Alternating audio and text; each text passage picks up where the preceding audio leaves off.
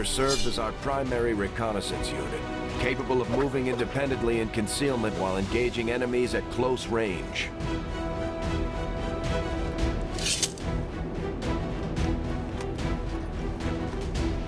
Hey everybody, ChristopherOdd here, and this is the second of 5 videos where I'm going to show you all of the class abilities from each archetype of each class.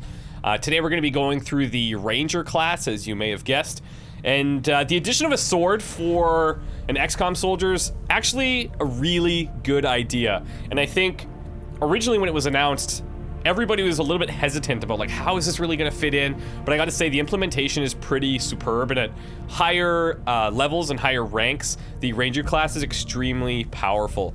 I can't tell you how many times a dash and slash has either just saved everybody or really improved the squad's chances of survival.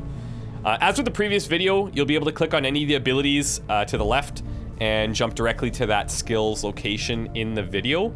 And I'll be starting with the scout side, and then I'll move into a strictly assault build.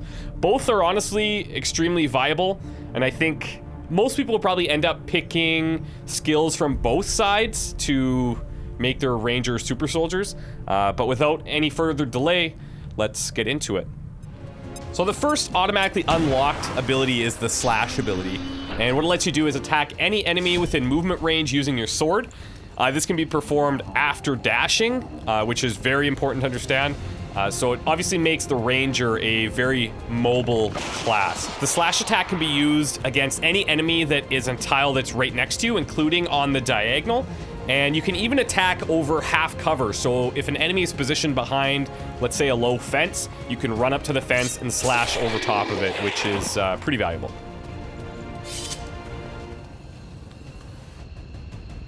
So your first skill upgrade for the Ranger is between Phantom and Blademaster. How Phantom works is when the squad is revealed during the concealment phase, this soldier will remain concealed. So even if the squad does not start a mission concealed, Phantom ensures that the Ranger always starts with concealment. And if the Ranger's the one to break concealment, however, if they make the first shot as an example, then Phantom obviously doesn't apply. But the implications here are pretty big. You can use this to scout ahead, you can use this to plan additional attacks from concealment which don't suffer any Overwatch penalties, and you have an aim bonus. So if you want to get in there and make sure that you're set up as best as possible, Phantom is going to be the skill that you're going to want to level first. Next up, we have Shadowstrike. And how this works is that when you're concealed, you gain a plus 25 bonus to aim and plus 25 bonus to critical chance when attacking enemies. It's really nice to break concealment with another soldier, use an Overwatch shot, remain concealed, and then hunt down for another nice shot with those bonuses. You're really capable of dishing out tons of damage early on in the mission, which can sometimes make or break your approach. I should also add that it pairs very nicely with the next ability that you're going to see, so that you can use this another time within the mission. You'll notice in this footage here that she's got a benefit from hunker down aim. That's a random attribute that she got assigned from the Advanced Warfare Center that we'll talk about in the Sharpshooter video. The next ability is called Conceal. How it works is that you can immediately enter concealment once per mission. It's a skill that you trigger whenever you want, and it works the same as just being in the regular concealment phase, but as I said in the previous skill, it works really nice with Shadowstrike. If you want to go back into concealment, kind of hunt around and not get detected, and then get a bonus to your aim and a bonus to your critical chance from Shadowstrike, this is a really natural pairing and can get you out of a lot of tough jams.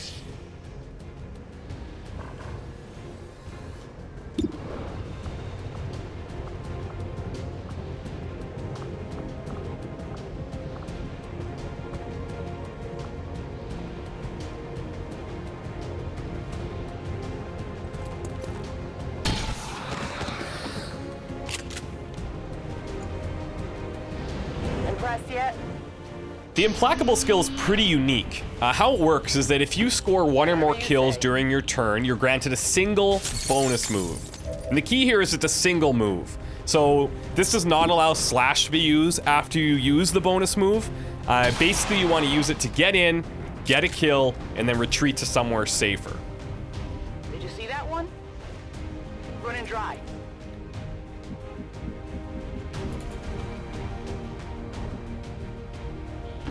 Seems doable.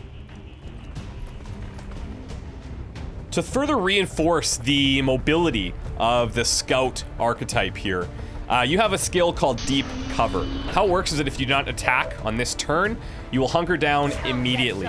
So non-offensive moves like reloading can be used without affecting Deep Cover, which is great. But this obviously makes the Ranger a very, very mobile class, and you're able to dash into an area and have a free hunker down. That's exceptional, and you can obviously figure out the implications there. You'll notice in this clip as well that it actually pairs with Overwatch, which is really dirty. Last but not least, we have a throwback to Enemy Unknown and Enemy Within. This is called Rapid Fire. How it works is that you can fire twice in a row at an enemy, but each shot carries a -15 penalty to your aim. The reason that this is a last skill for the Scout archetype, however, there's no cooldown. And you saw how overpowered it was in Enemy Unknown and Enemy Within, and this is great when paired with a scope or any type of additional benefits that will increase your aim to offset the aim penalty. It's very powerful, and it will certainly help you kill some of the larger enemies when necessary. Well, how about that? Okay, so on the assault side of the Ranger class, the first skill that you have available to you is called the Blademaster skill. It's a simple one. It deals 2 extra damage on all sword attacks. So your sword attacks do have a range, but this is going to guarantee that whatever range of damage that you do roll initially, you're going to get +2 to that. So there's a lot of times where I've come up 1 or 2 damage short in the past, and I think, man, maybe I should have had Blademaster. And it's available for you here. Who's keeping score? Next up, we have an old skill from Enemy Unknown and Enemy Within that's been altered slightly and has a new name. It's called Shadowstep. Shadowstep makes it so that your soldier doesn't trigger Overwatch or reaction fire. Note, though, that this is different from lightning reflexes of the past in the sense that it doesn't remove the Overwatch. So in the past, you'd be able to use lightning reflexes to remove the Overwatch, and then you can move your entire squad around. But this is great to be able to get in close to an enemy that may be overwatched, deal damage to it, thus removing the Overwatch that way.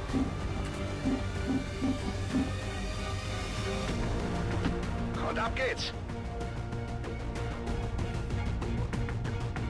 The run and gun ability is an old favorite. Nothing has changed. It allows you an action after dashing. It's not necessary to use with a melee attack, however, and it has a 3-turn cooldown. Pretty self-explanatory if you've played Enemy Unknown or Enemy Within, and it has returned for XCOM 2. Win off the armor. The Bladestorm ability is very similar to how Close and Personal worked in Enemy Unknown and Enemy Within for the Assault class. Basically, it's a free sword attack on any enemies that enter or attack from melee range.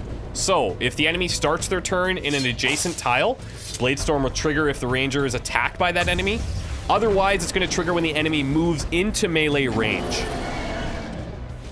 This next skill is arguably one of the strongest skills in XCOM 2, and it's called Untouchable. How it works is that if you score a kill during your turn, the next attack against you during the enemy turn is a guaranteed miss. And this even includes area of effect attacks like grenades. So, as you can imagine, very powerful, and especially if you have a limited number of enemies, makes you almost invincible. I'm under fire! And last but certainly not least, the Reaper skill is the last unlockable skill of the Assault archetype. How it works is it's a chain melee attack where the first melee attack cannot miss. That's very important to remember. And then each melee kill in Reaper mode grants an extra action. But further melee attacks deal reduced damage, so you can't just do unlimited attacks for unlimited amounts of damage. It's really kind of balanced out by reducing the damage in subsequent attacks. It does have a 4-turn cooldown, and it cannot be combined with run and gun. 2 of the most common applications here is if you just need to ensure that you land a melee attack on a difficult enemy, use it. If you can't afford to miss, use the skill. I think you can finish off a group that's on their last legs. With careful planning, Reaper can definitely make that happen.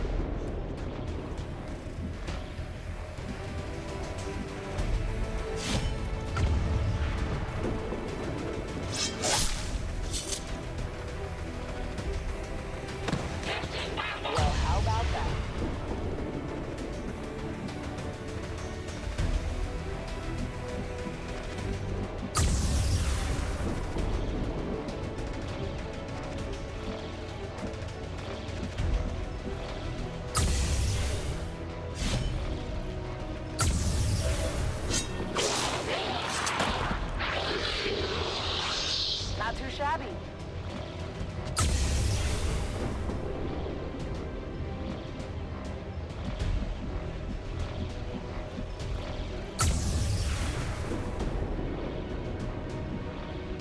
I'm going.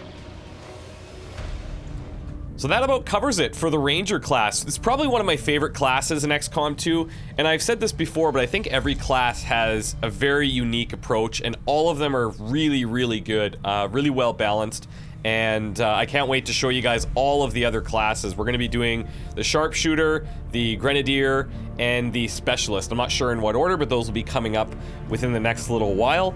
These videos, they take a really long time to make, because I'm trying to set up different scenarios where we can make the abilities trigger, and sometimes that takes a bit of time, but it's really fun. I really get to know the ins and outs of all of the abilities, and I have fun doing this. So thank you guys so much for the support. Hopefully you enjoy, and we'll talk to you next time. Bye.